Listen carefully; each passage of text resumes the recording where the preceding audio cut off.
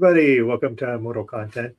I'm super excited because tonight I get to have the Laurel Hightower here, one of my newer favorite women horror authors. So thank you so much for popping on. How are you tonight? I'm doing great, thank you, and thank you for having me. This is great. I was watching your episode with Bo Johnson. I guess it was your inaugural episode. Yeah, Yeah. Bo's such a good guy. So I Oh, was happy yes. to hop on. Yeah. So before we start, let's ask. Usually we have some beverages. What are you having this evening? I have Jameson, just a standard Jameson whiskey. So it's my favorite go-to at the moment. Yeah, and I think because of the heat that we're all dealing with, the ice is kind of a prerequisite for that. Oh, well, yeah, I'm an on the rocks girl anyway. Yeah, I like Scotch quite a bit. It is too hot for Scotch because I drink it neat with a little water. Yeah, and it's too warm for that. So, but Jameson is always a good standby. I went with something that I know we're a few days past Pride Month, but I picked this up and didn't have a place to have it. So this is from it's called Elegant Pride from a place called Prison City Brewing. It's upstate New York. Nice. I just really like the can art. Their can art is usually pretty simple, and I'm a can art nerd, so yeah, that's cool. Beautiful. This is an IPA, which is not my favorite style of beer, but the can art kind of sucked me in, so we're going to give this a whirl. So, and because, like I said before, it's so freaking hot that I just needed a cold drink. Yes. I drink usually very peaty scotches and things like that, and it is just too warm for that. It's too hot for that. Yeah. So, cheers. Cheers.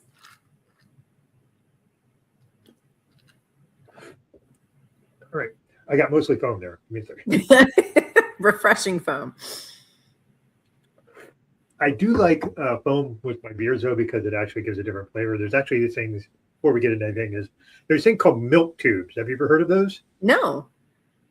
So basically, it's a particular kind of tap that you can pour beer through, and it's just all foam and with a tiny bit of beer, and you are supposed to shoot it, in a glass like this big.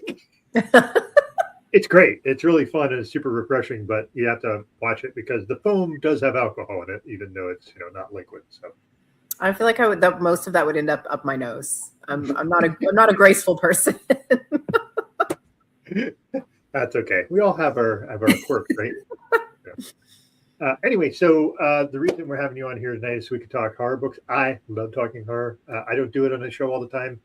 Our last show was a Pride show with talking about Black and queer media.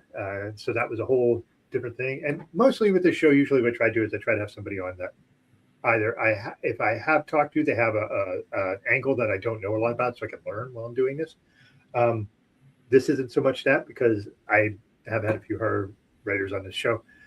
But the thing is we have so many good horror writers, and being able to diversify your bookshelf is really super important because, for most of time, books are all written traditionally by men. So what I wanted to start here was, how did you decide I'm going to write? Was it just something you've always written, or you just thought, I really enjoy this, but I have a really great idea? How did you start getting into writing, specifically horror? So I come from a writing family. My mother supported us writing when we were teenagers after my parents got a divorce. And so to me, writing was very, very and it's so funny to me now because my son's the same way. He's just I was telling him I was so excited at my Simon & Schuster deal that I, announced a couple months ago. And we were on the phone with my stepson, and he was, catching up because he's 31, so we don't talk to him all that often. And I was like, yeah, I got this deal, whatever. And my son's just it's just a book. But that was very much I was like, what? So she said, now I realize that was quite the accomplishment, but it also meant that I always thought of writing as something that a person could do. It was also a thing that this person did not want to do because, I was looking at it, I was like, and there's so much unpredictability with the market and your advances and your royalties and things like this. And I was just like, that looks horrible. I'll never do it.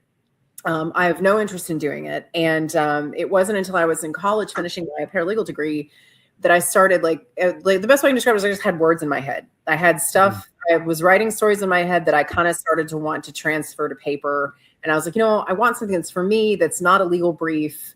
And I love ghosts and romance and things like that. And I was like, I'm just going to self-indulgently write something that makes me happy, which I did. And then, after I finished that, I was like, wow, that was terrible. I really hope that literally no one ever reads that. That was god awful. And then I started it again. And so it was more just one of those things. Like I have that dichotomy of like, I definitely think that everyone who wants to should write. I don't like any sort of exclusivity when it comes to writing. I think that if you have a story in you, let's get it on the page. Welcome. Let's pull out a chair for you at the table.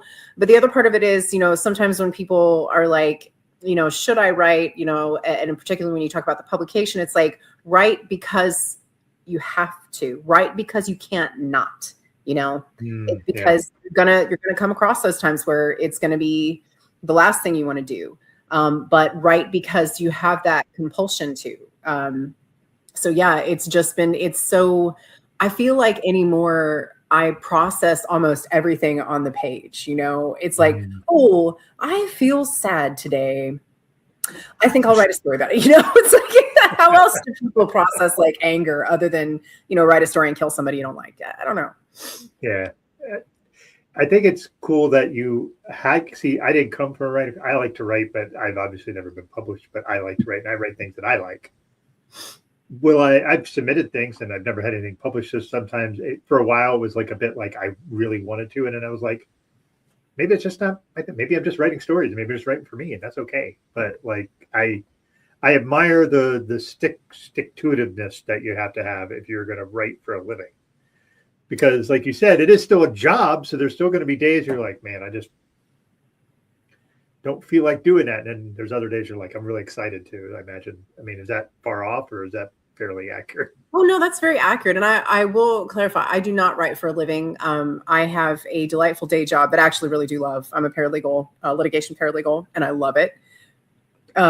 So writing is kind of what I have to squeeze in to the, small portions of life, but I love doing that. I wouldn't not do it. But absolutely, it's one of those things where like, sometimes I'm just like, you got to get your fingers on the keyboard today, And so what I started doing, particularly after I got a divorce about 1.5 years ago. And, so your schedule changes, your whole routine changes and things like that. And I kind of have a rule where I don't really write when my son's with me because I like to just focus on him.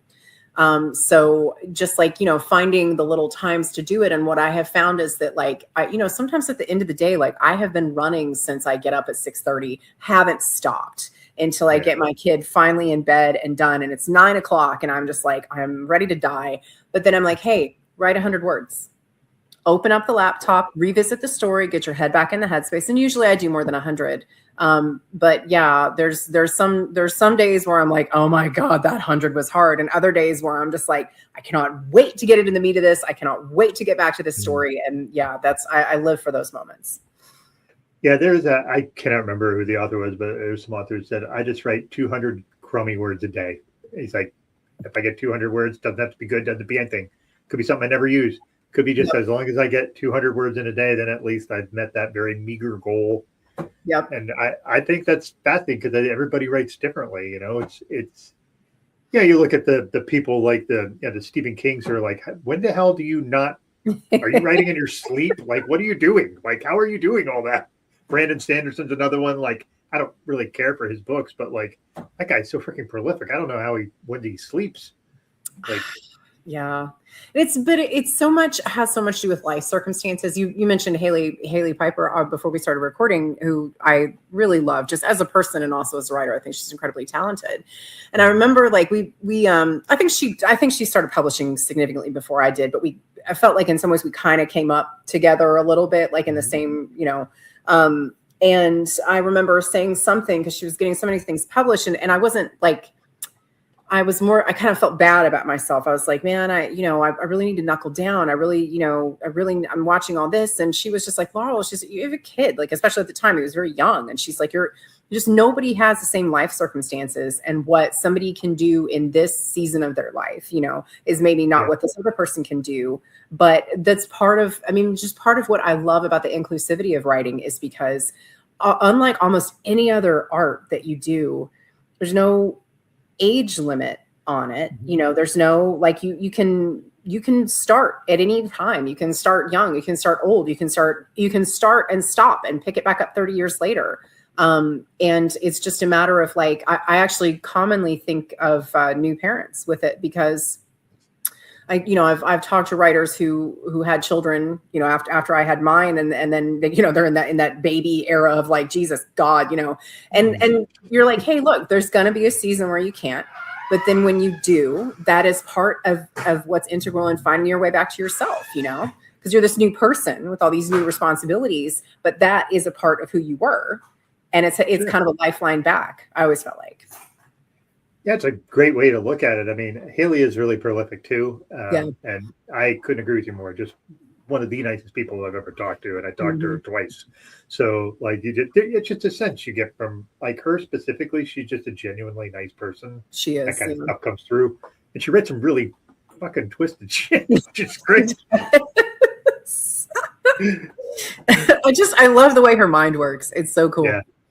Yeah, it is. And I like reading because she's such a kind of very soft-spoken person. And then when you find her stuff online where she's doing stuff like, I was talking about blues or whatever, and she's very specifically like calling out certain things and being like very outward about her beliefs and like in some way. And it's like you hear her speak and you're like, that doesn't sound like, but it is the exact same person. She's just giving voice to it in a different manner. So, but I digress there. Sorry, that was a side tangent. It wouldn't be a podcast with me if I didn't make at least one Haley Piper digression. You know, it's a very worthwhile side tangent, that's for sure. So, what was your first book that you published? And did you self-publish it, or did you have go to a publishing house? Did that work for you? So my first book that was published was Whispers in the Dark, and that came out through Journal Stone. Might have been under their Trepidato imprint. I can never remember which one that came out on. So that was in 2018. So yeah, at that point I had an agent, and he shopped it, you know, and he really like put the work in, but total unknown. And it was a weird genre mashup. I feel like at that time they were still like afraid of using the horror label. So I think they said it was a paranormal police procedural was what they termed it on, which I was like, wow, that's kind of a stretch, but okay. It's a lot of words. But yeah, so that came out, and that was when I made the same discovery that every writer makes, which is that your job's not over when you sell the book. That's when you really have to start, you know, because it's sort of like nobody knew who I was and nobody knew anything about this book. And so then but this was such an amazing experience for me, because then I really was like, okay, well, let me figure out how to reach people. But what I ended up doing mostly was like, I fell down the indie horror rabbit hole. I had no idea that so much of this stuff was out there. I had no idea, you know, for years I'd been sadly perusing bookshelves in bookstores and libraries being like, I guess Stephen King and Dean Koontz and, you know, are the only ones. Like when I finally found my first Josh Mallerman was Bird Box. And then I picked up Grady Hendrix's Horror Store at the same time. And I was like, whoa, okay, this is cool. And this is different. And then I started just kind of like scratching at the surface. And then I fell through the rabbit hole. I'm like, oh my God, look at all this stuff. And that was what I feel like was more rewarding to me than publishing the book, was finding all this stuff to read. And then like, you know, I'm such an introvert, but I had this wonderful friend, Allison, who was a marketing genius, and she was advising me on stuff. And she's like, girl, you got to get on Twitter. I'm like, I don't want to get on Twitter, you know. She made me get on Twitter. And from what it was back then, you know, before he who shall not be named took it over, you know, it had its problems. It was absolutely cesspool. But on the other hand, there was also so much connection. I still have Twitter friends that I miss, that I'm like, I wonder what that person's up to. You know, I miss like having these daily, you know, back and forth and things. But yeah, so that was kind of the big benefit for me, was like meeting all these people. I found Jonathan Jans and his books, and I kind of was like watching how he interacted with people. And I was like, this is this is great. This is just readers and writers finding each other and having these conversations. And it was just incredibly fulfilling. I feel like I went way off from what your initial question was. This is all good. This is part of the fun. It's just like, where are we going to go? Let's go there.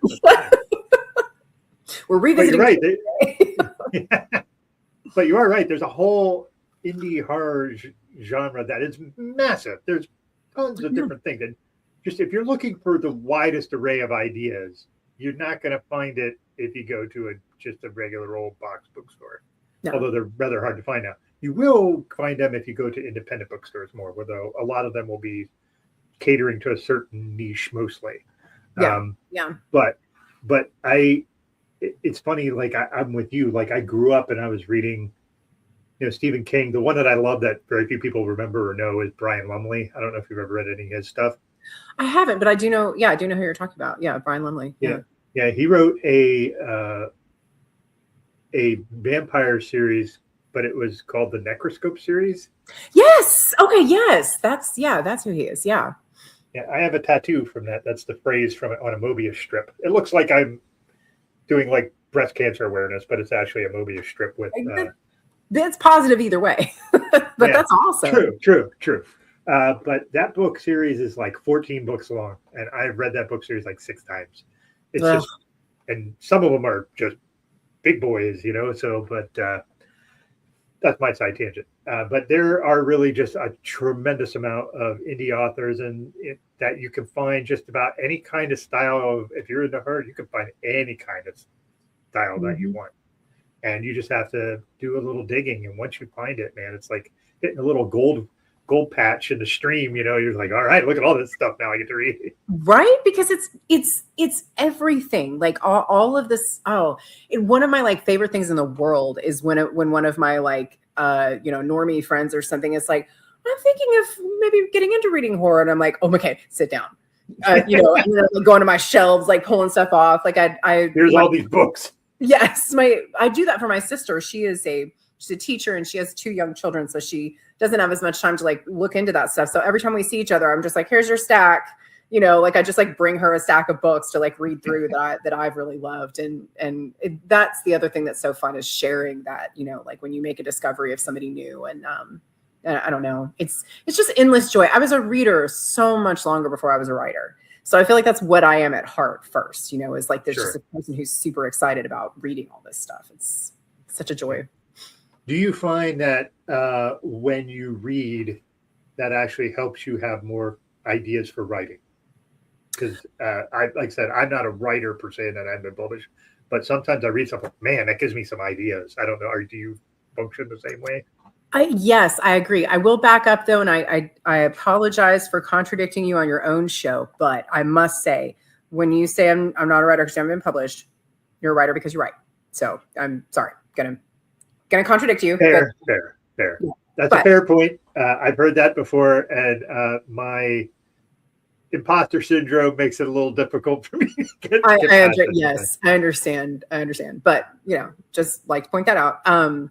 Yes, I feel like so. And when I reference saying like, all you see on the shelves is Stephen King and Tim King's. I love Stephen King. I don't read him as much anymore because there is so much really cool indie horror that I like to support. Yep.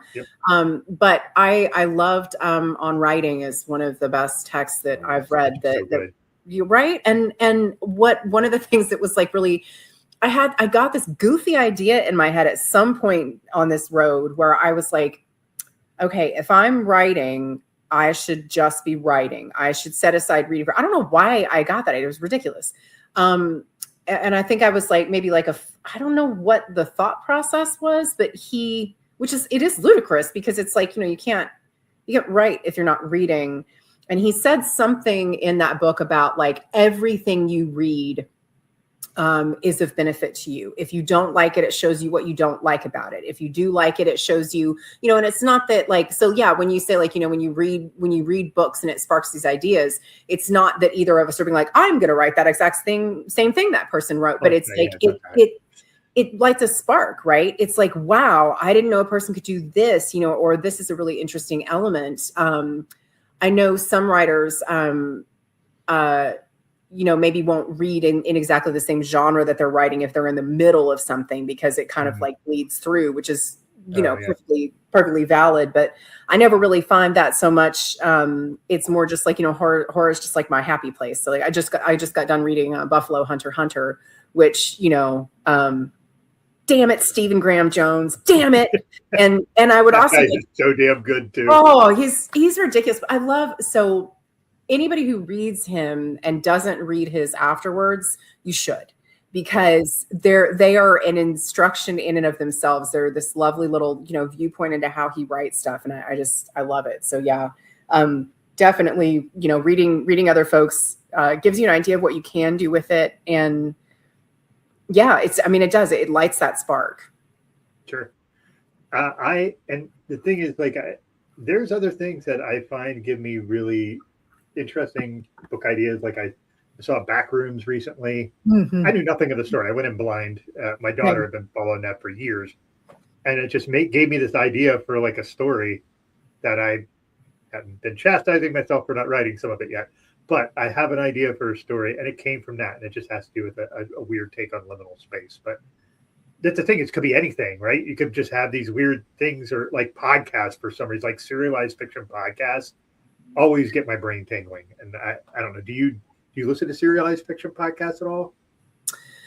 I don't know if you would call it like I listened to. I guess it's not serialized because I was listening to Mr. Ballin, and then from that I discovered Run Fool, which is Rodney Barnes' storytelling, but it's a different story every week. So would that be considered? Sure. Like there's things like the Magnus Archives, which they do different stories every episode. Yeah. But they're all not, and they're loosely connected, but not like a serialized. Like there's one that was a Netflix show called Archive 81, which the podcast was excellent. Yeah. The show was, but the podcast was excellent because it was this really cool premise of like, here's these tapes from this weird experimental thing from the 80s, and they're all in cassette tapes. And, hey, if you're going to throw in 80s stuff in there, my brain's already been like, I'm checking that out because I'm a child of the 80s. Just throw me in that. Let's go. Yeah. So, yeah, I think sounds pretty generic, but I feel like the world can be an inspiration in a lot of different ways. And that sounds a little woo-woo and kumbaya, but just there's certain things like if I like hiking, and if I'm in the woods and I see some odd like configuration of trees, I'm like, maybe that is this. And it's funny because like I tend to write short stories. That's where I'm most comfortable. I can't get my brain to do books.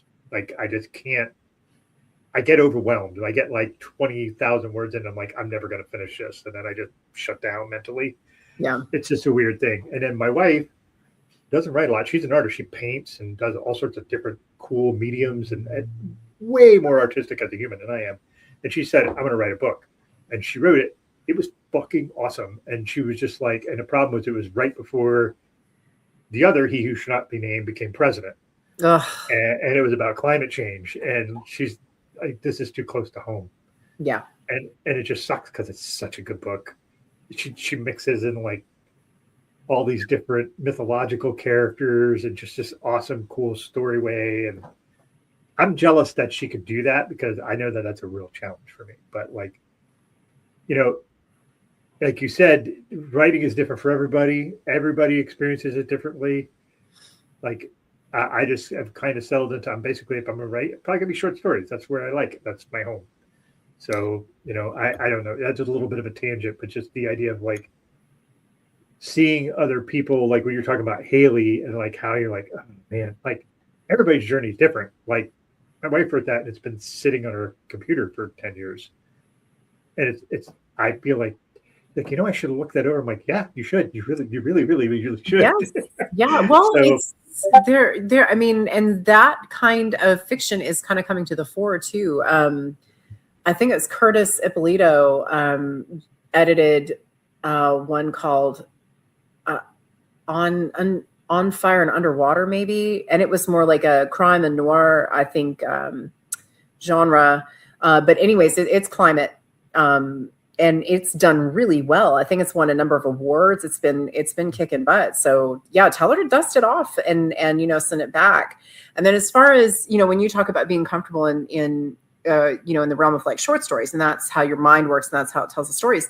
And that's absolutely wonderful because it is my opinion that short stories are harder to pull off than novels. I wrote several novels before I ever bothered even attempting a short story, and I was afraid to, because I felt like it wasn't in my wheelhouse. I didn't think that I could, because there's a distillation, of a story there. There is Sure. there's a lot of skill that's necessary in hitting those beats in a small tapestry. If I'm writing a novel, I have like 90,000, or it's me, and I'm way verbose, so like 110,000, words to try to paint a picture for you and pull you into my story. Whereas like a good short story, just, it comes right out, and I don't know. I think that there's a vast amount of skill that is necessary in writing short stories. So I think that's incredible. But I also think that any of us has the capability of attacking these other forms when we feel like when we're ready to do that. Sometimes it's a matter of, I've gotten to the point where I sort of think in novella terms a lot. That's become this nice little sweet spot for me, where I have more of an expansion than I do in a short story, but I can kind of distill it, down to this like 20, 30,000 word kind of thing, and tell this story, and really just kind of like get to the point with it, which I really do enjoy that. But I like the challenge.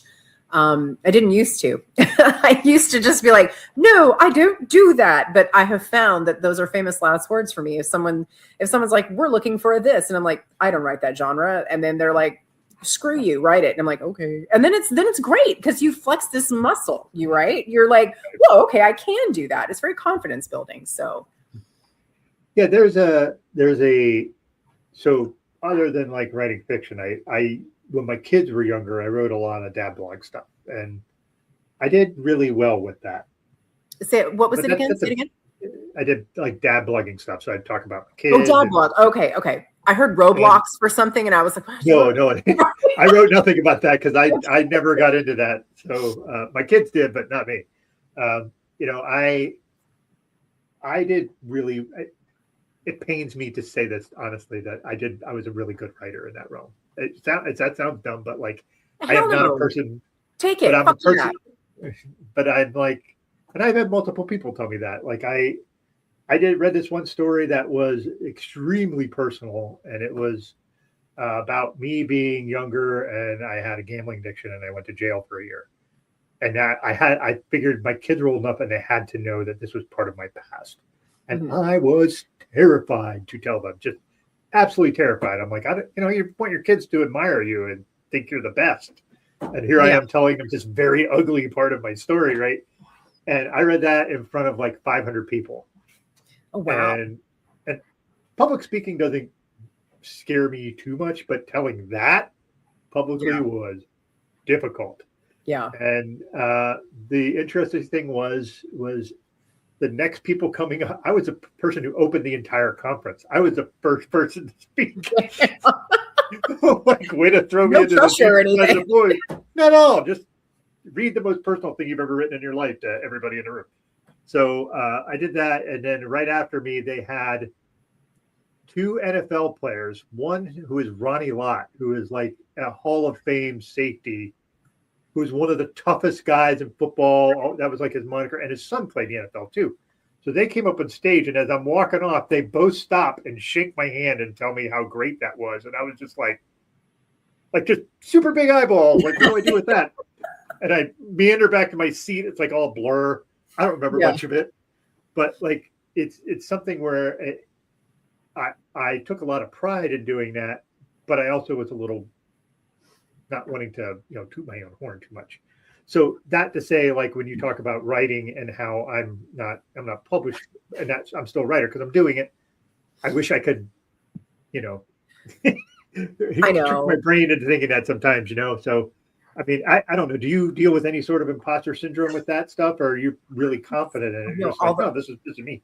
All the time. I wonder all the time. I wonder why I get invited on podcasts. I'm like, who the hell cares what I have to say? Like I still don't understand it. And I will definitely add a giant flashing caveat that I am not somebody who, I'm not famous. And but like every so often, I'll run into a situation where somebody knows who I am, or, will and it's always just blows my mind. And sometimes I wonder, like if someone tags you in something and says like, I read this book and I loved it. And I'm always just like, I never used to know what to say because there was that like impulse to downplay. But then I just had to learn to just sincerely say thank you. Like, thank you for spending your time with me, because, whether you, but I mean, everybody loves money.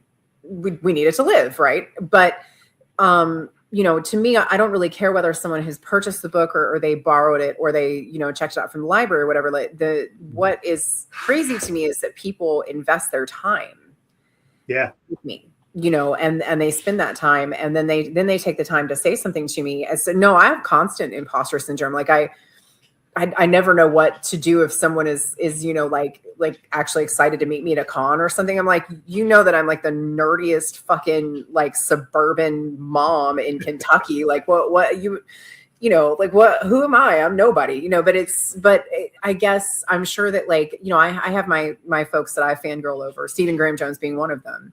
And I know that he's the exact same way. He's just like, it's like, not that he's like, dismissive. He's always very gracious about any praise or anything like that. But every time I've like met him and interacted with him, he's just very like, he's like, no, let's talk about this cool snake I rescued. So it's one of these things. It's like everybody just being people, and then like realizing that like, while you do occasionally run into somebody who's very much like, do you know who I am? And it's like, then you're immediately like, oh, I did, but now I don't care. It's like that sort of thing. I think we all have imposter syndrome. I don't know what to do with it if we lose it. I don't know what happens. Yeah, because like you said, then you become that guy. Hey, don't you know that person? Don't you know who I am? Like, okay, well now, like you said, now I do, and now I don't want to know anymore. Yeah, like the fact that you said that means that no. Yeah. I will tell you the dumbest story that relates to that I have. I used to live in Harrisburg in my 20s. And I was going into this club, and it was a Sunday night, and I was just, my friend and I, we're bored, let's go to this club. And it was the only club that was open on Sundays. And who walks in front of me to go into this club but the lead singer of Air Supply? No. And he walks up to the door, and the guy's like, $3. And he's like, do you know who I am? And the guy's like, yeah, but it's still $3. That was the funniest line I think I've ever heard. But one of those, don't you know who I am? And they're like, yeah, the lead singer of Air Supply, my guy. Like, calm it down a little. Yeah, it's like it's Air Supply, buddy. Yeah, but yeah. Hey, you had your day, and you were famous, and you made lots of money. Cool. Yeah. You're still Light FM, and that's okay. That has its place. But holy shit, man, pay the $3. Like, it's just $3. I love that. I don't know if you saw Get Him to the Greek. I never did, because Russell Brand has always rubbed me the wrong way, and now I've been proven right on that. Yes, you had good instincts on that. Yeah, now that's very like problematic. At the time that I saw it, well, you knew what a creepy was, and various other people in his past did. But there's this great scene where like Jonah Hill is like trying to, he's following him around, he's trying to keep track of him, and he's in this club. And he runs into the actor who played Malfoy in the Harry Potter films. Draco, it's great. It's this great moment where like, and they just, I'm sure that actor is absolutely charming, but I love the way they played it, where like, he was just like, he's kind of like, yes, you recognize me, whatever, kind of like just this moment. And then like Jonah Hill's like, ugh, and then just like walks up, and it was just this like, just hilarious, moment that must occur so often to people like who are more visually recognizable. Yeah. Unfortunately, the guy that's Draco Malfoy will forever be Draco Malfoy. I know. No matter what he does. It's kind of like the guy's name is Tom Felton, I think. He looks too much like that character, to be anything else. But yeah, the other one that is in that vein is the guy that played Joffrey on Game of Thrones. That poor guy. Yeah, played one of the most vile characters that's ever been on TV, and he's always going to be remembered that way, and that just sucks for him. Oh, and the woman who played Bev in Midnight Mass. Do you watch Samantha Sloyan? Yes, yeah. Like she's, of course, ignore the fact that she was a perfectly delightful character in Haunting of Hill House. Yep. it like, and then of course in the Midnight Club, which they did after, I think they really tried to like redeem her as a person. Like, look at this nice lady. But like, I just remember hearing interviews where like the other cast members like, she's really a good person, guys, leave her alone. And she just did so great playing Bev. Oh, she was great. There's a couple of podcasts that came on the show called they were doing Kingslingers, where basically the premise was one guy's read all Stephen King books and your guy read none of them, and they started with the Dark Tower and they would read them together and then they would talk about it. So now they did all their Stephen King stuff. They've been doing this for a long time, and then they switched to something called Flanagan's Wake, where they're following all of Mike Flanagan's shows and movies. It's fascinating, and they just interviewed Samantha Sloyan on the show. Oh, really? Yeah, because right now they're going through Fall of the House of Usher, and she plays another really depraved character, but in a completely different way in that show. Oh, yes, she did. God, that was that. And I feel like Haunting of Hill House is probably going to remain my favorite just because of like certain associations with it and everything. This is beautiful. Fall of the House of Usher is a close second, though, because just the depravity of that second episode, when I realized where they were going with it, I was like, oh my God, yes. Oh, here we go. Yeah. Yep. So where does Midnight Mass rank in that then? And see, that's hard because to me, it feels almost like a separate genre. I know it's not, because obviously the subject matter falls squarely into horror, and there are some moments in there. That moment out on the boat, oh God, like that was like, I was like, holy hell. But I know it was sort of jokingly called like the Midnight Monologues because there were so many of those, but my God, they were That's a beautiful. thing, huh? They were like, every single one of them was like somebody spilling the most epic truth that like felt so real down to your core. Like, it's like, whoa, man, like every like super stoned conversation you've ever had where you feel like you've just been given the key to the universe.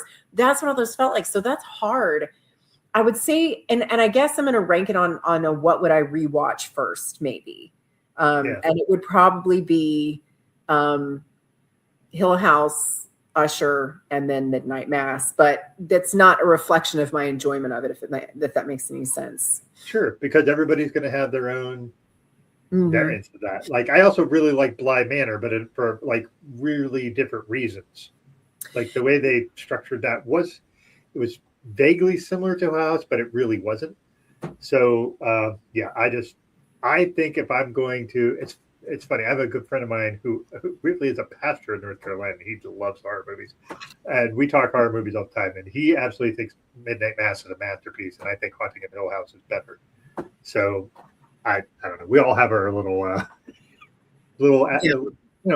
little crosses to bear on that, for lack of a better term. So, I'd say, and I feel like Bly Manor maybe suffered from being directly following Haunting of Hill House, because the structure was similar enough that I feel like people were making comparisons, myself included, because I've reflected on that since then, because I'm like, it's not that I disliked it, but I remember being like, oh, it's not, I don't feel the same way about it as I do about Hill House, and I didn't necessarily want to rewatch it. But again, seeing where he's branched out since then and the ways that he did things in different ways, I'm like, I just wonder how much it suffered from being a direct descendant, I guess, with nothing in between it. Makes sense.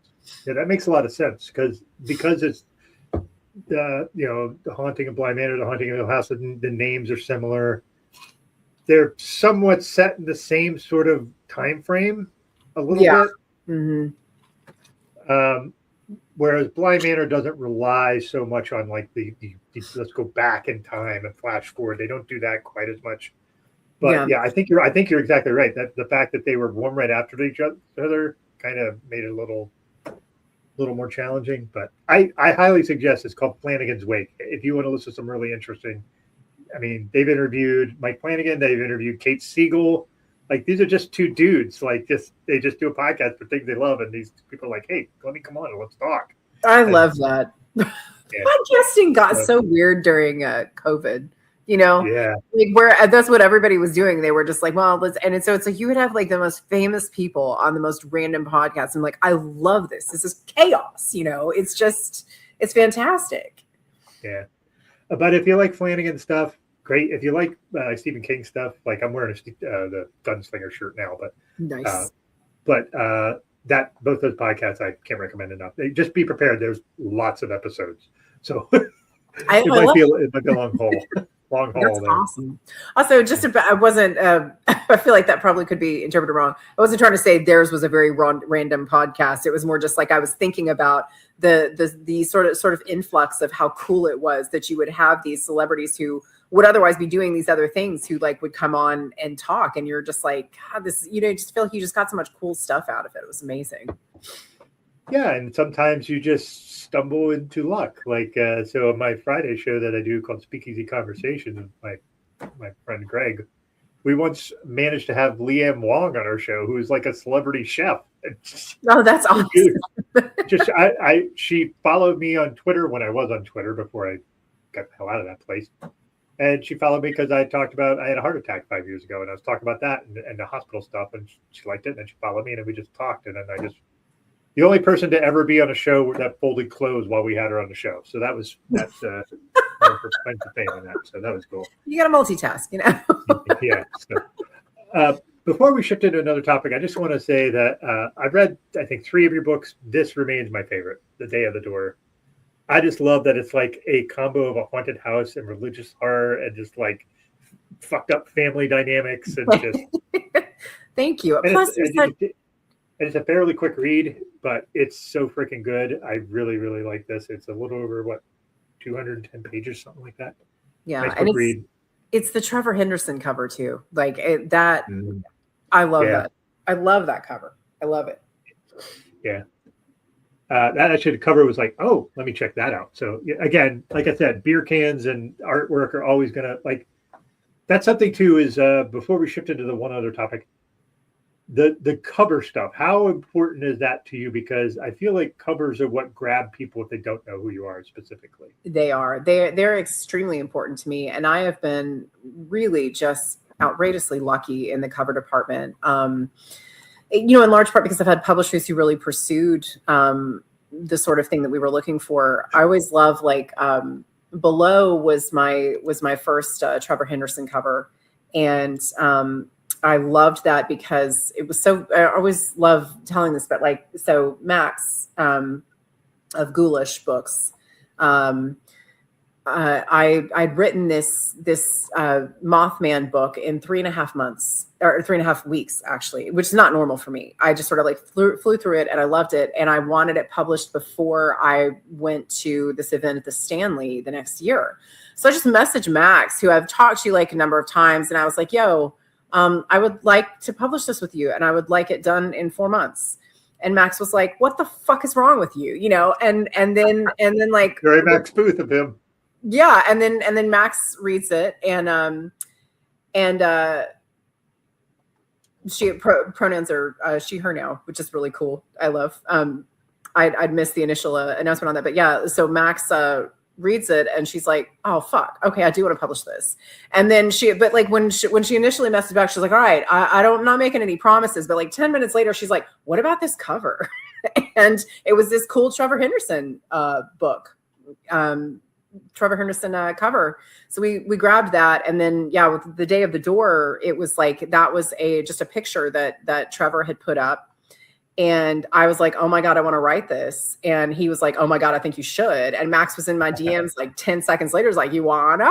And I'm like, yeah. So covers are hugely important to me. But yeah, I mean, I love that you pulled that up there. Yeah. Sonora, shout out to Sonora Taylor, by the way, who, I hired her. She's a dear friend of mine, but she's also multi-talented. I hired her to redo my website recently, and she did just a beautiful job. So if you, like me, have been sitting on an aging website and need some assistance, Sonora is magnificent.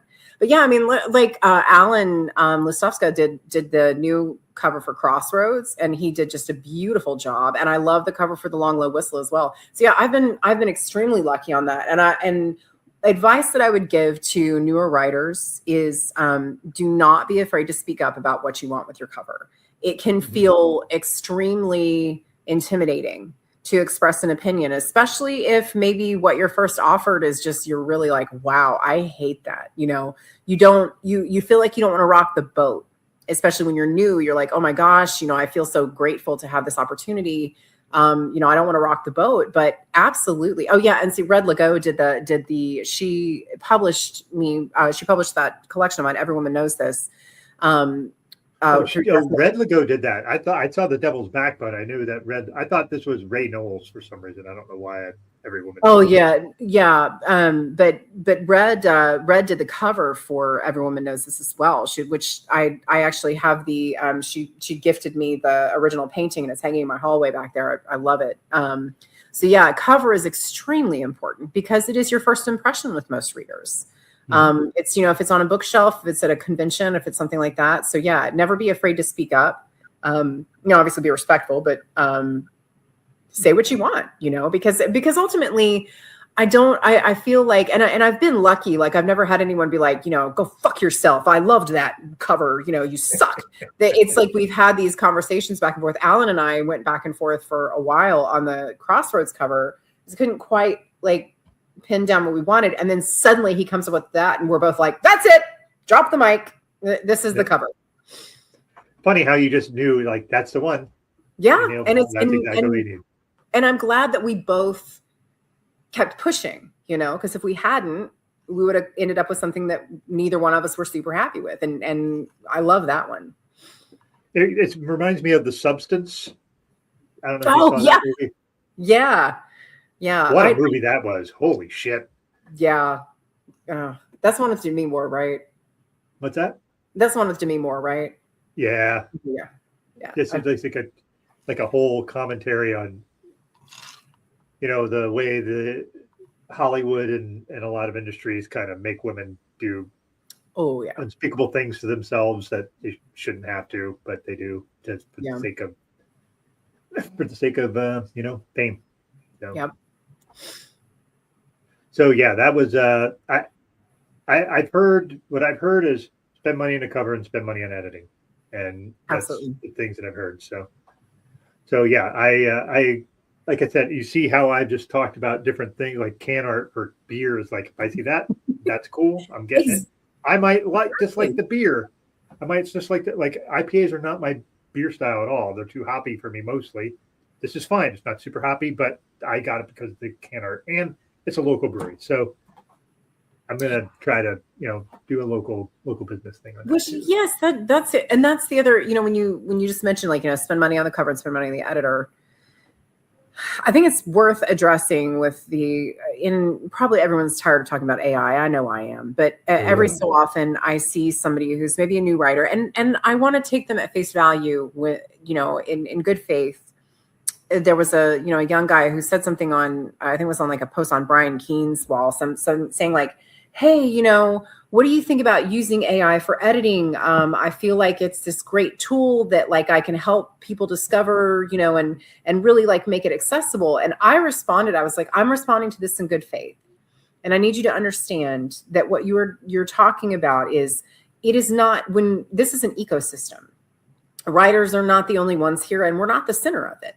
You have cover artists, you have people who do like the internal design of the book, which is incredibly hard to do. It's very like there's a lot of work involved in that. And then when you talk about editors and things like that, and anytime you as an artist are looking to cut out another realm of artists that is involved in putting these eventual products out, you're not being a good literary citizen. Why, if you are willing to cut one of them out, why would anyone care? Why wouldn't anyone just put in a prompt for whatever it is you said you're writing and then just skip right over you too? We are absolutely in this together. Absolutely, all of us are in it together. And if we don't support each other, we're shooting ourselves in the foot, you know. But that's a big part of being a literary citizen. And absolutely, I understand. Like sometimes maybe, you know, you got like $30 for a cover. There's so many of my friends who make pre-made covers. Matt Wildeson will often, like, if there's like some big publisher crash out, he'll offer free cover art, you know, to folks. Like there are ways to get this done on a budget, but I would really rather see you draw a goddamn stick figure on your cover than use AI. So anyways, off my soapbox now. Hey, as someone who works in IT and has for 28 years, don't use AI for that stuff. Yeah. I am required to use it for certain functions of my work, and I hate it. My boss knows I hate it. I do it because I'm required to, but Yeah. I do the bare minimum of it because it is not what they are positioning it as. It is not something that has an amount of intelligence to be able to do creative work. It will take what you want and give you the most milquetoast version that you can get because it doesn't have the ability to be creative. It doesn't have the synapses firing to make something that is uniquely human. It just is it doesn't do that. No. It might give you something that looks clever, but if you really look at it, it looks not great. And we're destroying our outlets of creativity. It's so easily observable to me to have, when I have an 8-year-old son who's very artistic, I have been able to watch the progression of his artistic style. And obviously I'm biased, but I think he's incredibly talented. He draws the most amazing ponies and unicorns you ever saw in your life. Very detailed, very beautiful. But I can trace back, like you could show me a picture of his and I could probably be like, this was in his something era, like you can see the progression of it. And when you cut that out, you are just cheating yourself. Yeah. I mean, you are stopping yourself from developing that creativity of learning the way, because that's the other thing, you talk about imposter syndrome and things like that. And I will say, like, I have grown in confidence a lot as a writer. It doesn't lead me to say like, I am amazing and don't you know who I am? But it does make me say, I'm going to give it a try because I've always made it work in the past and I bet I can do it today. But but the stories that I'm writing now, I could not have written 10 years ago. Yep. And if 10 years ago I had just plugged some prompt in, I still wouldn't be able to write them. Like I would never have progressed to that point to be able to express things in a certain way. So it's just, I don't know. I just like want to reach into the world's consciousness and be like, please, we want to see it from you. All right. Sorry. Now I'm really off my soapbox. Listen, you and I could go on that rant for quite a long time. It is something that I fucking hate. And, they said, in my job, I have to use it for certain things. And I will, because that's part of my job. And I have to, because like you said, we all need money to pay bills. And I have 4 kids and lots of student loans from college to pay back. So I'm going to do what I need to. But at the same time, as I will skate by with as minimal amount as I have to. Yeah. Because I don't believe it. And plus, not even to talk about the fucking effect it has on the environment and all that shit, but that's my big, as we say here, sweltering, but anyway. Yeah, but right now we're all sweating to death. Well, that's okay, whatever, we'll just put another data center in. So yeah. There's room up here on the soapbox for all of us. Yeah, I think so. I think it's a pretty big freaking box, to be honest. It is. All right, before we head out here, I want to talk a little bit about women in horror, because right now we're getting to be able to see more women in horror. Mm-hmm. We need more, because we need, as a diversity of bookshelf stuff is something that really is important to me. Like I have a bookshelf over there and I have a couple back there. Now, the funny thing is I'm looking at that. I have a Wendig book. I have a King book. And then I have Never Whistle at Night. Have you ever read that? I haven't. My book club is doing that in November, and I'm excited. Yeah, that's all Indigenous horror, which is it's an absolutely great book. And then I have Cynthia Pleo with the Vanishing Daughters, which I have yet to read, but it's on. I have, as we all have, a TBR it looks insurmountable at most times. Yeah. So she's in the mix, but the thing is like having, like, when I look at my bookshelf over there, which I'm not going to turn my camera there, I have all the Expanse books, but those are all 2 people that wrote it, or 2 guys. Yeah. But it's sci-fi, and I love reading sci-fi. I have The End of the World as We Know It, which is an amalgam of different authors. Mm-hmm. But I want to be able to have a diversity of mindsets and how people tell stories. Absolutely. It's funny, when I was watching the movie Backrooms, there was this one book that came through, which was I don't even know if you classify it as a novella. It was like 110 pages. It was called Coupe de Grace, and I want to say it's Sophia. Yes, Sophia Arjan. Yeah. Yep. That was a super mind trip in 110 pages. I do not know how they pulled that off at all. Like, that was such a good book, and it was so short. But that's, like you were saying, sometimes it doesn't have to be long. And when you talk about the challenge of distilling something down, like one of the things I like to do is I like microfiction, which is like 500 words, and you have to tell a whole story in 500 words. Yep. And talk about an economy of words to tell Yep. your story. And it's basically it's a fraction of a scene. Is really what you're writing, and I enjoy doing that. Am I great at it? No, but it's fun because all right, it's making me be very precise with what I'm trying to say. Yeah. So what leads me to say is I want to ask you who your favorite women authors are in horror. Horror specifically, there's a lot of ways you can go, but let's talk horror. What are some of yours? Absolutely. This is a little bit of a cheat because I think she is more commonly categorized under maybe spec fic. N.K. Jemisin. I recently read How Long Till Black Future Month, and when you talk about stuff that influences you as a writer, there's also the stuff that just like stays in your head that changes the way you think, literally.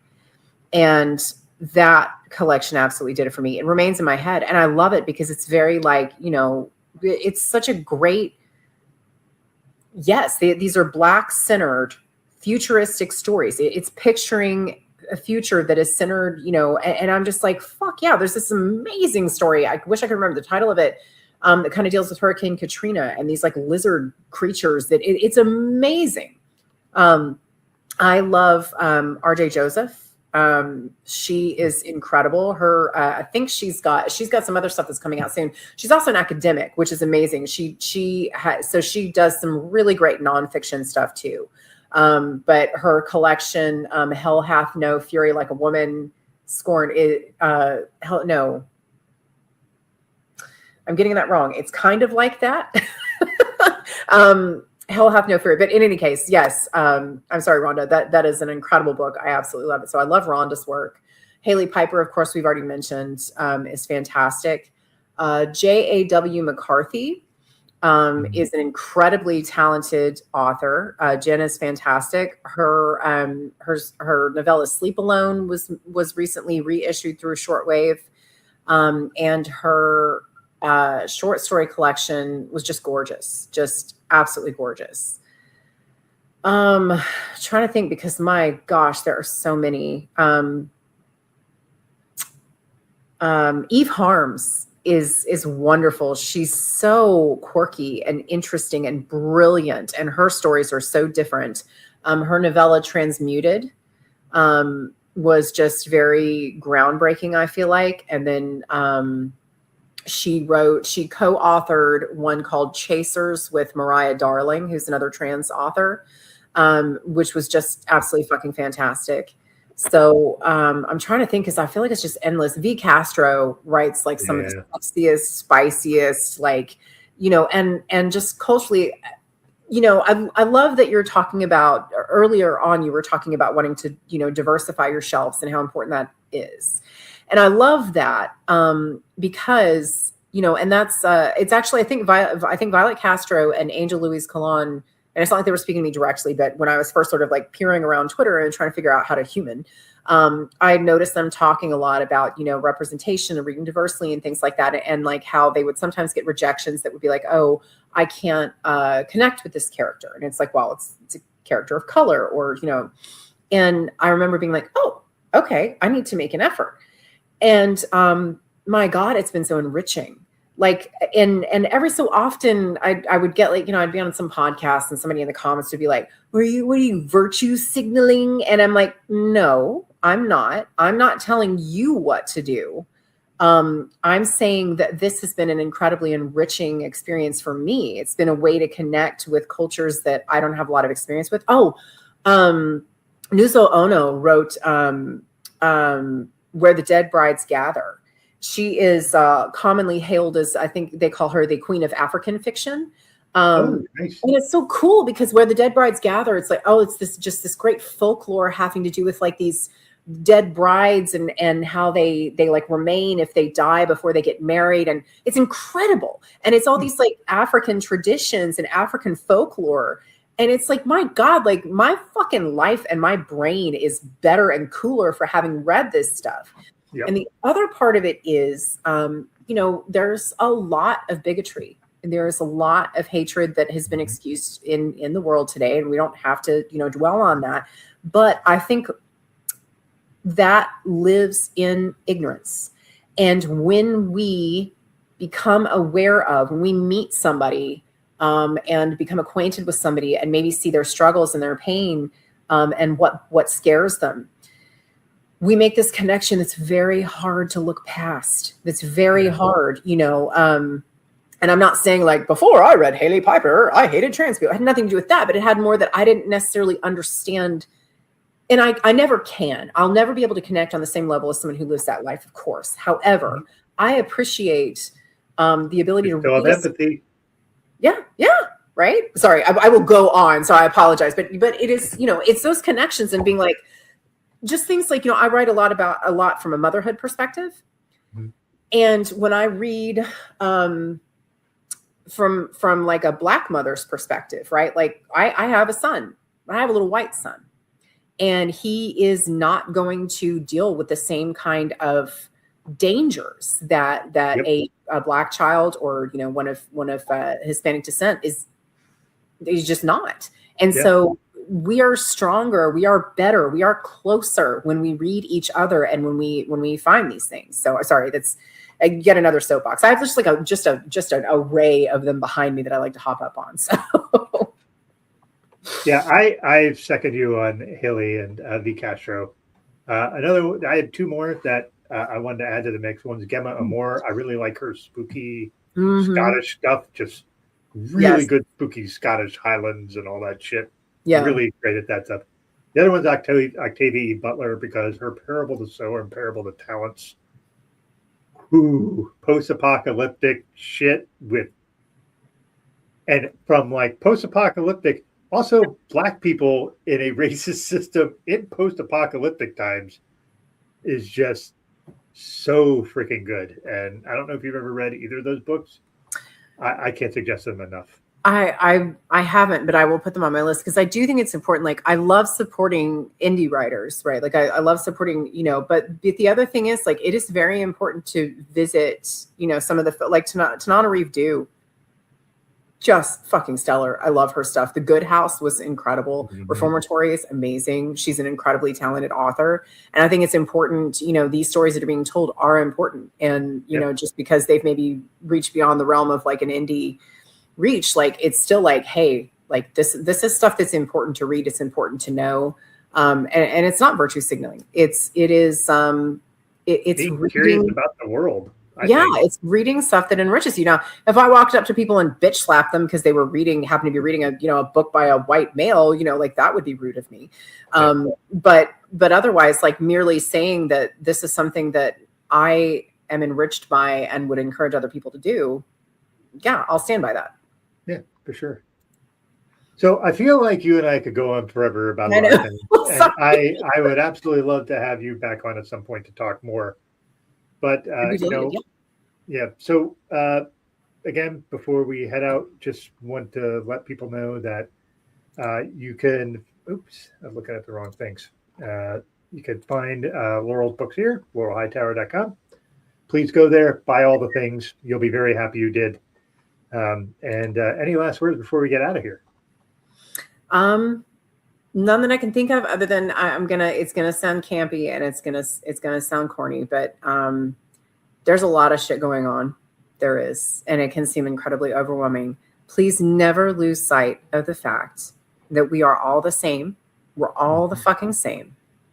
And we can be okay. So every time you do something kind for someone else, including for yourself, you are fucking helping. And don't ever feel hopeless. Stick with it. Yeah, for sure. And what a great way to end. So Laurel, thank you for being here. Before we leave, I just would like to say I don't have a promo image for tonight or the outro. But next month on August 11th, I'm going to shift gears and I'm going to have a jazz musician on by the name of Alex Tremblay. Fantastic. Yeah, I don't know if I'm supposed to comment on that, but it's cool. Yeah, so I don't know a lot about jazz music, so this is going to be fun to actually to explore, because like I know very little jazz. I like it when I listen to it, but I don't know much. So that will be on August 11th at 9 p.m. And Laurel, thank you so much for being on the show. Really appreciate it. And hopefully we'll have you back on again soon. Thank you so much for having me. This is great. Yep. All right. Take care. Bye. Thank you.